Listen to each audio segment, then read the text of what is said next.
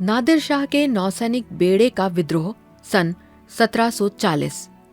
विश्वासघात और बिखरते सपने।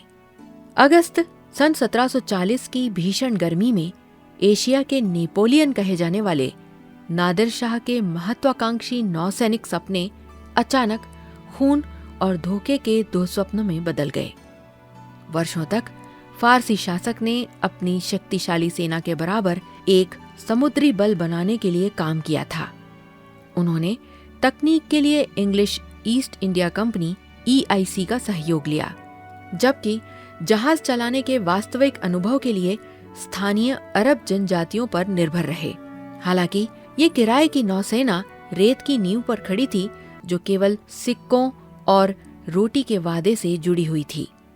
ये संकट रणनीतिक बंदरगाह बंदर ए लाफ्ट पर भड़का। विभिन्न खाड़ी जनजातियों से भर्ती किए गए अरब नाविकों में भारी रोष था, क्योंकि उन्हें महीनों से वेतन नहीं मिला था और उनके राशन के भंडार खाली पड़े थे। यूरोपीय कंपनियों के अनुशासित क्रू के विपरीत, जहां कील हॉलिंग जैसे कठोर सजाओं से व्यवस्था रखी जाती थी, इन नाविकों को एक ऐसे तानाशाह की सेवा करनी पड़ रही थी जो अपने नाविकों की बुनियादी जरूरतों से ज्यादा विजय को प्राथमिकता देता था। विद्रोह कोई शांत पलायन नहीं था, ये सामूहिक हिंसा का एक विस्फोट था। नाविकों ने एक साथ उठकर अपने कमांडरों पर अपना गुस्सा निकाला। इस अराजकता में उन्होंने फारसी एडमिरल मीर अली खान की हत्या कर दी और उन सभी को मार डाला जिन्होंने उनका विरोध करने का साहस किया। जिन पुरुषों को नादिर शाह ने अपने साम्राज्य की सुरक्षा के लिए रखा था, वे अब इसके सबसे खतरनाक चोर बन गए थे। उन्होंने लंगरगाह से हर संभव जहाज को अपने कब्जे में लिया और खाड़ी में गायब हो गए। इस घटना ने एक चौंकाने वाली विडंबना को उजागर किया।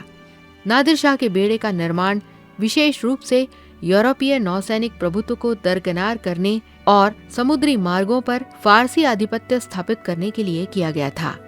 फिर भी अपनी ही नौसेना के विद्रोह और कुशल नाविकों के चले जाने के बाद शाह को मदद के लिए वापस यूरोपीय शक्तियों की ओर मुड़ना पड़ा।